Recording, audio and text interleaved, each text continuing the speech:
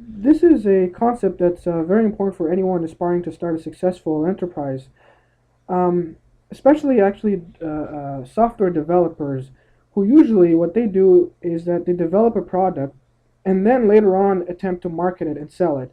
And what tends to happen is that, and this explains a lot of the failures that occur in the software development business, is that their product there's no need for their product. So they just end up developing something really neat, a really neat idea that might serve a few people, but in the end, there aren't too many people who want to buy their product, and so it fails.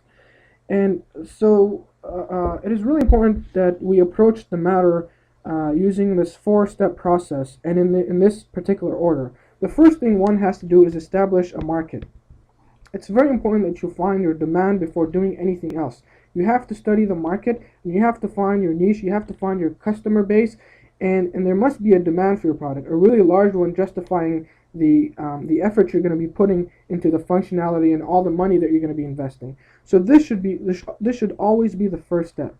Then you should come up with a marketing scheme, a strategy to advertise and promote your product to the market that you've identified in step one. And this is equally important. The first step is always more important, but this one is also just as important. And then comes the aesthetics part. This may be counterintuitive to software developers because they usually tend to love the functionality of a software more than the aesthetics and how it looks. But in reality, the customer who's going to buy your product will give a great deal of importance to the way it looks. And this also explains, in a way, the vast popularity of Apple products because they're so eye candy. They look so nice, and also because of their functionality, of course.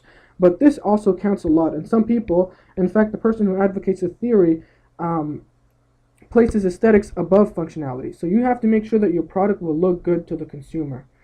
Then finally comes the functionality. This is when you start development. After you've established your market and you know that there's someone who's going to buy it and you know how you're going to approach him or her, and then you know that your product is going to look good to the eye, finally you get to you get down to the functionality and then you start development.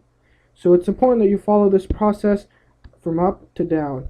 And what tends to happen with software developers is that they make the mistake of going from 4 to 1, and that explains a lot of the failures we notice.